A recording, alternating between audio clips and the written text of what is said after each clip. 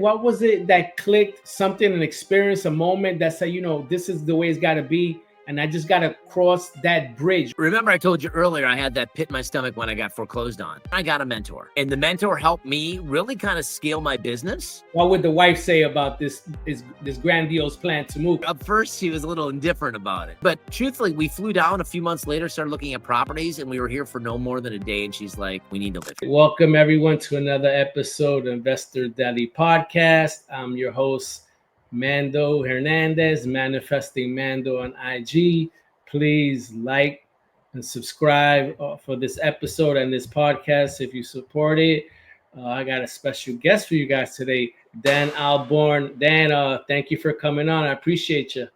Hey, man, I'm excited to be on this, dude. I know we've chatted before, and I'm excited we get to kind of hang out and just share. I mean, when we were talking, bro, we were just talking about a lot of great stuff. And like, man, save it for the podcast. So here we are. For sure. Again, thank you again, Dan, for the stick-to-itiveness, and thank you for staying connected. I appreciate that. It says a lot about you. So let's get right into it, Dan. Give us some background, where you're from, how you got into the business, some of that good stuff. Yeah, man. So I've been a real estate investor for 16 freaking years, brother. I guess some would maybe call me OG. But the deal is this, man. The first 12 years of it, Mando, I failed. And I guess I was successful in the eyes of many because I was seen as like this investor. I was a player in the market. I was doing multiple deals. I mean, what is it, like 83% of most new investors never do a deal, right? So I was past that. So I was seen as kind of like the superstar market doing 1 to 2 deals a month. But deep down inside, I've always been good at the sales, just never on the systems and the processes side. Well, fast forward, I got to a point which, I almost lost my home. Here I am trying to sell, or trying to find sellers trying to sell their property. And I end up ending on that freaking list of foreclosure, right? Whoa. So that was a real gut check. And if it wasn't for a good buddy of mine, I would have, been in a real issue. So he kind of dug me out of that hole. And I told myself, honestly, I never want that to happen again. So I started treating it like a business because before that, bro, it was a hobby. It really was a hobby, right? So I'm like, okay, how can I have systematic things? Started creating some of that stuff. That's not my natural bent, but I had to figure it out, right? So then fast forward, I teamed up with some good friends of mine that wanted to go into business. So we created a wholesaling company, and we were doing well, man. And then, COVID hit, and we realized, well, what do we want to do? And we figured, well, let's move forward. And in Wisconsin, like the most places, real estate did well during COVID. And for 3 years, we were making money. Everything was great. They were good friends. And then came the conversation that no one wants to hear. They said, Dan, we love you. We just don't want to be in business with you anymore. So, no way. Yeah, bro. And it's like they were, well, truth be told, like they're still great friends of mine today. I was actually just texting them earlier. I was looking to see if they want to do some funding on a deal I'm looking to buy. Well, anyway, what was the pain points? Well, what was it in the relationship that they wanted, let's say, to sever it? Yeah, I think it didn't fit their vision. Actually, I know it didn't fit their vision because that's what they told me. They got back from a mastermind and they were all in on the multifamily thing. They're like, you know what?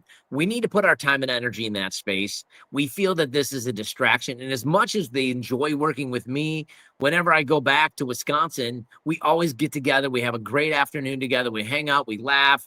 We have some of the best moments together. And the last time I was there, they're like, dude, we got to at least meet monthly. Virtually, if I'm not going to be back in Wisconsin because I live in Southwest Florida now. And they're like, fine, done. So that was really what it was at. But they're like, hey, Dan, as long as you take, like, it doesn't have to end tomorrow. But in my mind, I'm like, no, we can't delay this. This needs to happen immediately. Whoa. So quite honestly, it was a real turning point in my whole professional career, Mando, because I then realized I have to make this work. Now, truth be told, I learned a lot in the 3 years of how to run a business more effectively because of those guys, and I owe a lot of it to that. But what I also realized is shortly after this happened, I went to a Tony Robbins event, Unleash the Power Within. And I found out that I had a lot of self-limiting beliefs about myself. And I would get so close to being successful, bro, and I would just quit. Oh, yeah, I knew it. This would never work. This doesn't work. I mean, all the excuses that the 83% of investors use that don't do the first deal, I had them in spades, bro, but I was doing deals, right? So I wouldn't push past the suck or the hard stuff that you have to do to be successful in this industry. Yeah. So I went there, I destroyed them and said, no, it's all in. And I just grinded And my first year, I did $500,000 all by myself. Dude, I maybe made $60,000 to $80,000 in a year prior to that, right? What changed? What was it? What was it that clicked? Something, an experience, a moment that said, this is the way it's got to be, and I just got to cross that bridge, right? Yeah. That last component to get you that breakthrough, right? Yeah. Excellent question. So remember I told you earlier I had that pit in my stomach when I got foreclosed on. Yeah. That was my fear. I'm like, I'm not having that happen again, right? So I knew I had to do different things to be successful. And I had a little bit of a footprint. I had a few systems I was able to bring with me into this new entity that I created. And then I got a mentor. And the mentor helped me really kind of scale my business. And I just take imperfect action. Where before I would be so tentative and hesitant, I'm kind of almost the exact opposite now. Sometimes I'm too much gas and not enough brakes, to be perfectly honest with you. So I take a lot of imperfect action, but I had to train myself to do that and be more okay with risk. What were some steps? Because you said you had a coach, right? So let's get into that a little bit, and maybe we can help some people out who have that same issue, right? To resolve some of their issues. What were some of the steps, tangible steps that that the coach maybe suggested, or that you just said, you know what, this is the strategy I have to take kind of to get there? Well, I didn't know KPIs. I think running a business, you get this. You got to know your KPIs. What are the numbers that drive the business? If you don't know your numbers, you don't have a business, truthfully. You have to know what the core KPIs in this business, which, it could be leads, could be contracts, could be closed deals. If you're doing marketing, it could be things like how many phone calls does it take? How many mail pieces do you have to send out to get a response rate? There's a ton of KPIs. We could spend a whole call talking about that. So they structured it to say, all right, here are the core KPIs on 3 to 4 marketing channels that you need to work. And here's the target KPI. That's the industry standard. And you need to get to that. And if you didn't, you kind of tweak the message, tweak what you're doing, look at your data. So I got really good at filtering data. I got really good at implementing marketing strategies, and then imperfectly putting it into place, right? And consistently tweaking along the way. What happens sometimes, and early on for me, dude, I was a one-trick pony. I was a bandit sign guy. And they worked so good, and then they didn't. And then when they stopped working, I'm like, crap, what am I going to do, bro? And then I kind of dabble with direct mail, but I didn't realize you got to give it 3 to 6 months to see direct mail really start hitting, right? Truthfully. So it's like, okay, I didn't know these things early on. So when my cash cow ended up not working anymore, I was kind of at a crossroads. And that's when, honestly, I got foreclosed on because the bandit signs just weren't working like they used to. Yeah. So those things compounded with having a coach that I could have accountability to. That's a big thing for me. I mean, with working out, I got to have someone in the gym pushing me. Like, I got to be there. He's going to be barking in my ear saying, you're going to give me 1 to 2 more. Yeah. I need someone to challenge me and sharpen me. That's iron sharpening iron. That's how we stay on top of our game. So that's important to me. Not everyone needs that, but for me, it was. So those things, in addition to taking the action, allowed me to kind of start seeing some traction, getting a few deals coming in. And then I started adding team members. And then I was taking some of my responsibility off my plate, bro, and beginning to start work on the business than in the business. Wow. No, those are great components, and you kind of answered a lot of questions, so people have a framework to understand where they stand in their business. And kind of, you said, I needed a coach. I needed that guy to kind of push me across to, kind of, you got 2 more reps in you. You got another rep in you, right? So I love how specific it was catered to you, and how you're able to transform. And where are you now with your business? I mean, the reason I needed a coach is I did it for 12 years prior, bro. And where was I getting with it? You know what they say the definition of insanity is? You and I both know that. Doing the same thing over and over and over again and expecting a different outcome. Well, I didn't want that outcome. I knew I needed someone to coach me up. So that's why it's important. Now, everyone's different. Some people can pick it up and do it themselves. Sure. I think more times than not, any successful person in life, they have some type of coach and mentor. So that I just share that. Where I'm at right now, man, I mean, so fast forward, I've been able to grow a small team. I've actually been able to move my whole family. About 1.5 years, 2 years ago, I stepped outside in a February morning in Wisconsin, and I realized that I didn't want my face to hurt anymore when I walked out to my car. And I'm a lifelong Wisconsinite, brother. So I said, what if? How cool would it be if we moved down to Florida? And my wife and I always had it on our vision board to live near the ocean. Okay. So I was gonna ask, what would the wife say about this grandiose plan to move? 'Cause it's very important what the well, woman feels, up, right? to be honest, brother, up first she was a little indifferent about it. So Okay. I was at a business mastermind event, and I just got this idea, and I called her. I'm like, hey, what if we just burn the boats and move to Florida? And I was like selling hard, man. I'm a salesman, but she's the toughest one to close, quite honestly. She Yeah. knows me. And she knows if I get pretty excited about something, I'm pretty hard to stop. And she's like, well, just give me some time.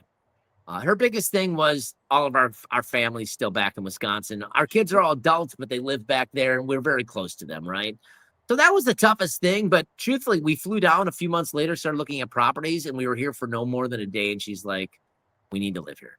Like, you live in Florida too. It's like, it's paradise, brother. And it's like, it's to be so blessed to be able to live here. Every day I wake up, I look outside, or every night I go to bed, I see the beautiful sunsets because of just the water. And it's just like, there's nothing like it, quite honestly. So I'm immensely blessed. We're down here now. I've been here for a year. And here's the beauty of it. My business runs even better with me not even being in market. We run 100% remote. I don't have a single boot on the ground personally on my team in market. And we're still doing deals at a very high volume. Wow. And what do you think is the reason for that? Was it just the detachment? I think a few things. One, coming down to Florida, they say change of latitude, change of attitude. And a lot of people, when they change a location like this, they see a lot of positive things in their life. At least it was for me. I got really serious about my health. Not that I was ever really completely, younger, I was definitely out of shape. I was a chubby, overweight kid back in the day. But I always struggle with stuff. I'm like, no, I'm going to get serious with my health. So I got really tuned in the diet. I've been working out a lot. That's been awesome. And I really, because I didn't have all the other distractions of other people, I just poured into my business. It's me, my wife, and I got this golden retriever over here who's snoring that you probably can't hear. But that's my family in Florida, right? And we have a cool home that if people want to come visit, they can. We have more home here than we had in freaking Wisconsin. But I think I was really intentional about that. But even onto that, bro, it's systems and people, right? Having the right systems that things can happen automatically. And then more importantly, building out a team that's not dependent on me, because you're always going to be the biggest bottleneck in your business. And the sooner you can find out what those bottlenecks are and read the book, Dan Martell, How to Buy Back Your Time, find out what those are and find someone who can do it for you. Another great book, Who Not How. I've been really trying to lean into that more, into my life and my business. So what are you talking about books? So what are you reading now? Man, I think right now I'm rereading Outwitting the Devil by Napoleon Hill. Not Napoleon Hill. I think it's Napoleon Hill. Yes, Napoleon Hill, which is a good book. I'm also finishing up. Actually, I just picked up the old Hormozy book, $100 Million Leads. So I've been kind of diving into that a little bit. I'm getting more into kind of the funnel space, doing some stuff personally and professionally. So I've been digesting that. What's the other book I was reading? I'm always reading a handful of books, dude. I read very few books do I get completely to the end. I usually get to a certain point and then a new book hits my desk and I'm like, oh, bro, I got a bookshelf of stuff back there that I still need to get to. I buy a lot. I probably don't consume as much as I'd like. But those have been the ones that have been hot in my my Kindle or my I like, and I've been consuming a lot of physical books recently too, man. I just find like I digest them better versus. I'm the opposite. Like I sit down and read a book. I'm going to sleep. It's just innately. It's like a warm glass of milk for me. A physical book. So I just listen to audio books when I do 5-mile walks. I try to get them down every day. So that's kind of my space where I kind of consume my audiobooks. So that's just my style. Yeah, I got a variety. I like listening to a lot of podcasts. Certain books I definitely do audio. Like I'm down with that. But like books I got to dive into and read. And it kind of, I don't know. It's just everyone different strokes for different folks. That's just how I consume that type of content. But yeah, I got plethora of audio stuff in my stuff. I'm always jamming out to that, whether it be some music, but just a lot of education. I'm always feeding my brain. Yeah. Again, that's kind of my avatar. I like to listen and walk. I do 5 miles a day, and it's just the consistency, right? I think everything to do is I posted something on my Instagram, and I just want to get it right, so I can share it with you here. And I tell you exactly what it was. It was a quote. I said, consistency will beat talent every time. Absolutely, dude. Right? 100%. And it's imperfect consistency. Some people, and you know this, bro, like they want to have it perfect before they do it. It's like, no, man, just do it. Yeah, That's anything in life, whether you're going to be posting social media and you want to do that, or you're on to run a business, like just go out, start talking to people. You don't have to have all the systems and processes. You have to start somewhere. yeah, Yes, those things are great, but if you want to get started, just go do it. Start talking to people. yeah. It's all it is, and I think it's innately fears that we build up. So there's initial fear, which I call that first wall, and then you put up another imaginary wall. Why you don't want to do it? You know, why I need these things in place to do it. So now you have two walls to climb, and now you see that little molehill turn into something unimaginable, and you'll never get there. So it's kind of, we trick ourselves out of our positions all the time. Agreed. And that's the beauty of it, though, is that once you understand that, and that's where I was at in my world, like a lot of it was, my upbringing, because no one came from anything in my world, dude. Most people are pretty poor, and no one ever really went to college. Most people working just 9-to-5 jobs, just trying to make ends meet. And then, I just had a lot of other things. I lost my dad when I was at a young age. So I just had a lot of challenges that I dealt with. Everyone's got their story, right? But because of that, I had that type of limiting beliefs and walls that you call them that you would step up to, and you're like, I can't get through it. But you and I both know now you can break through it, or you climb over it, or you dig under it. But it's just an obstacle. You can get around it. It may not be easy. It may not be fun, but what's behind the wall is the goal.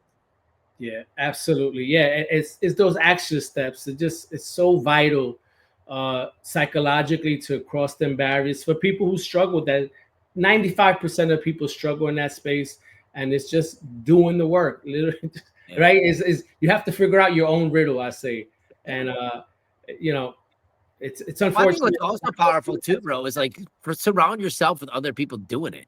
Whether obviously this is a real estate centric podcast, but at the end of the day, it's like, okay, find other investors in market, go to coffee, hang out, go to a local meetup. Like just be around those people. By default, you're going to have opportunities that come your way. Or even if you stumble across something, you go to like a local RIA or something, like, hey, I got a deal. Someone might buy it from you or work with you or JV it or give you a bird dog fee. So it's like, you don't have to have all that stuff figured out. You just need to be around the right people. And then when you do hit those walls, when you have those people in your circle, they can help you circumnavigate it. No, for sure. I kind of equate it sometimes just a spinning of a wheel. Literally, every day try to put in one rotation, whatever that rotation is for you. Bro. Trying to get that wheel across one time and that keep that momentum. What you don't want is that wheel to stop, right? So you don't want that energy that you have to recalibrate and start over and re-energize yourself and all that. That's kind of where you don't want to be. So I try to keep it, for me, get that wheel spinning. Some days they spin more than others. Some days it's out of control. You're getting so much momentum, and which is awesome. And then you get the ebb and flows of life. It slows down. Don't let the wheel stop, guys. It's very important. I love it. Right? That's a powerful analogy. That's awesome. Yeah, I just try to equate stuff like you said, kind of tailors towards me. So those are things I always keep in the back of my head. Just keep that wheel turning. Don't let that sucker stop ever, right? And again, you get more momentum as you go. You slow down, but that wheel's always spinning, right? So I think whatever you kind of figure out yourself and tailor things that work for you, right? So absolutely, things like that. I think it's important. I've learned a while back that live and die by a calendar. If you don't put in your calendar, it doesn't happen. So if you're whatever you're doing, if it's investing, you need to find something each day that can be some type of money making activity, whether it be going to coffee with an investor, whether it be calling people, whatever. Yeah, exactly, brother. It's there. Yeah, no, it has to be on your calendar. It has. If I said to you, Mando, I'd be like, hey, dude, let's get to lunch next week, and be like, all right, dude, it's not happening. Like when I'm talking to you, I physically be like, all right, brother, let me look at my calendar now. Okay, I have Tuesday at like 1:00. Let's meet at XYZ place. So you got to be intentional with your time. And time is like money. If you don't tell it what to do, it'll tell you what to do. So you have to tell it where to go. Yep, and that's kind of where all the distractions come from when you don't have that discipline to live on a schedule where you open yourself up to the BS, the nothingness, right? That space of nothingness, and then you'll waste days and hours and years, and you'd be like, damn, where did the time go, right? So guys. But If you that's how you keep the wheels spinning. It's how you keep the momentum going, because momentum is a real thing and you got to keep it going. You for don't want those to snuff it out. Yeah, for those Agreed. listening, get that calendar under your belt. Start whatever it is, but you definitely need that. It's just gonna create a discipline like no other. Yeah. That calendar for me is invaluable. When I started doing it, I like to thank Pace for that. For he kind of showed us how to live under a calendar, so I Yeah. appreciate that. But Dan, can you tell us? You told us some about your struggles with foreclosure. Is there any pain points in your business that you had to overcome, that you learned lessons, that you was like, wow, that other people may be able to learn from you as well? Yeah, I mean, there's ebb and flow. I mean, what a lot of people don't talk about is the rough times between the good times. You see all the people, and sometimes, I do a lot of social media posting. I do some coaching. I have some students. So you're always trying to promote the positive of this business, because there's a ton of it. You get freedom, you get lifestyle, you get money, right? Yeah. But there are downsides. When like, case in point of recent, I've had basically 3 people like transfer off my team in the last like 30 days. The one person we let go of because they weren't the right culture fit. The second person kind of was an acquisition person and we weren't expecting them to leave, but they got another opportunity and just didn't show up one day. And then lastly, our transaction coordinator wasn't, they had some things going on in their life and they had to exit. So it's like, those are 3 positions. One was also kind of a setter for us. So those are 3 positions that, we weren't expecting to have to deal with. So what you're dealing with people, right? So there's that element of in this business, because you need to leverage people and systems in order to scale. And you're going to have the ebb and flow of the real estate business. Market shift. I mean, 2 years ago, everyone was cashing checks like it was easy money. Not so easy right now, is it? Tougher to find deals, right? Higher interest rates. Buyers are a little bit more finicky. They're not doing straight cash offers, no contingencies. Now they're Yep. wanting you to cover their closing costs and take a reduction and fix this, right? So you can't make as many mistakes as you once did and still make money. So the good investors know how to buy right. So it's all about changes. So you have to, as an owner, you have to keep a pulse enough on what's going on in the industry, what's going on in your market. Every market's different, right? And then from there, be ready to make changes. So I Yeah. mean, for me right now, it's like that. And we have a few deals that aren't moving as quickly as they used to. So we're trying to get creative. Are we underwriting correctly? We're relooking at how we're underwriting deals. Maybe we need to be a little bit more conservative in how we're offering on our properties, right? Looking at new different ways we can market. So it's always trying to think of different ways to optimize your business. There's always going to be struggles. I was actually just I was part of a Tony Robbins event just recently. Is all it is, when your business gets bigger, you get bigger problems. And that's a good thing. That means you're doing something. So just know that. There's going to be problems to solve, but that's why you get paid the big bucks. And that's why this can be a very lucrative business if you're good at solving problems. Yeah. What's your outlook on the market? I know recently we had a 25 basis points cut last week. They're prognosticating maybe another cut at the end of October. Where do you think we're at in the market? What's your outlook? Yeah, I mean, those things are already baked in. I mean, Yeah. I think the media makes more about it than anything else. I mean, the interest rates have been coming down, quite honestly. I think we are in an improving market, but I think buyer sentiment is weary. I think, we're coming into kind of the fall, the winter months. There's always seems to be, I mean, the mindset of most people as you get into the winter is they like to kind of get a little bit more conservative with their money. Christmas is coming.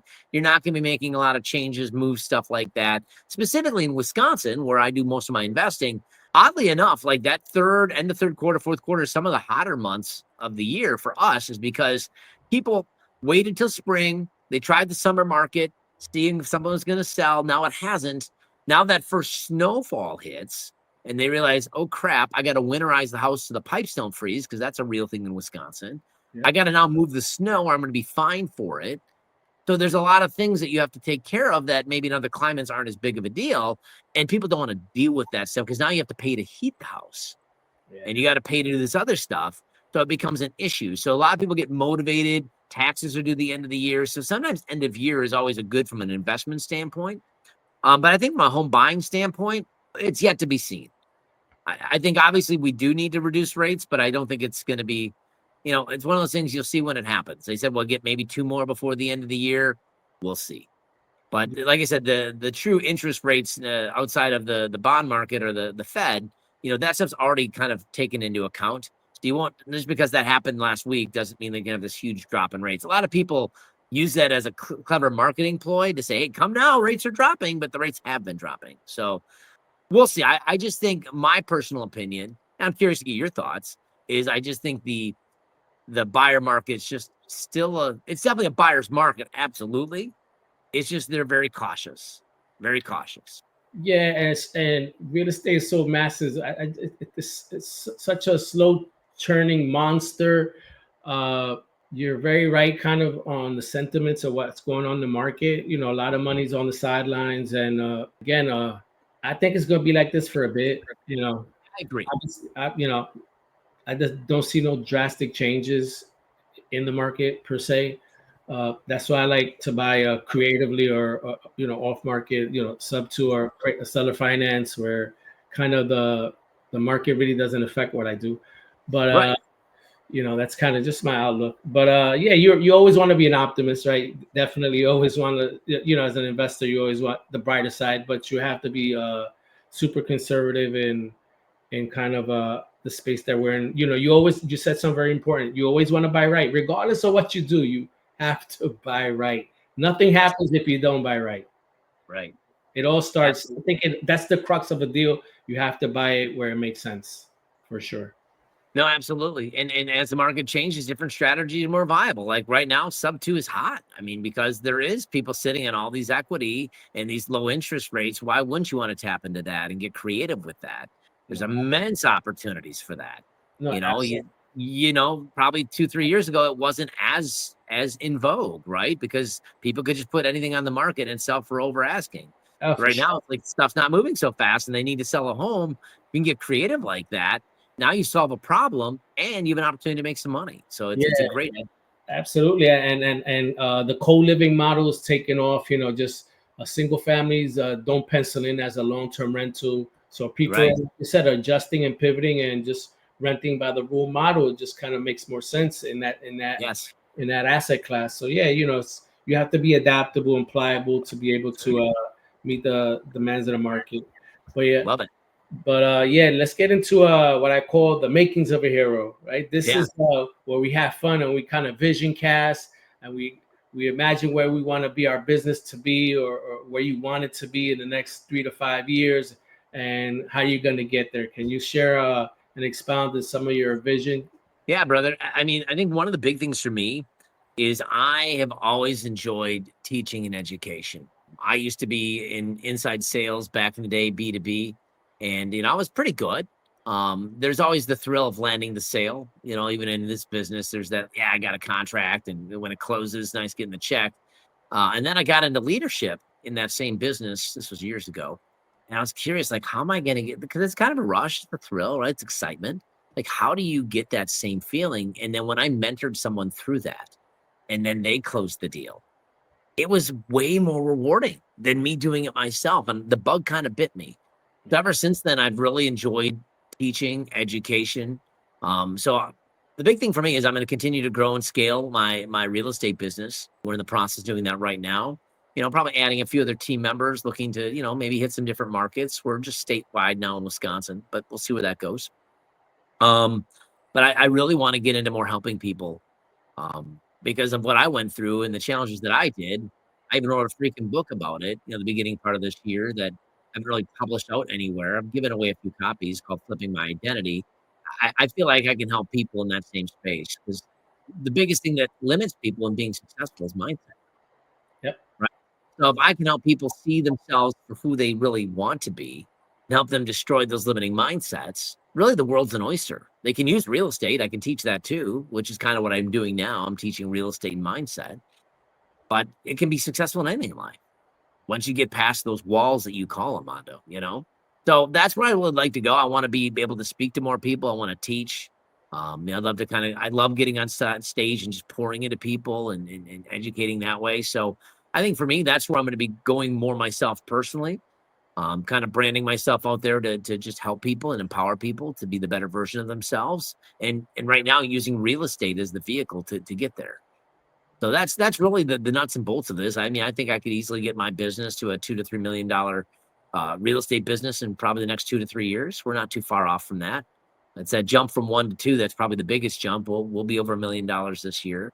So, there'll be some growing pains that come into that as always. But then it's like building that out that I become more of the owner. I'm almost out of all the front lines of the business today.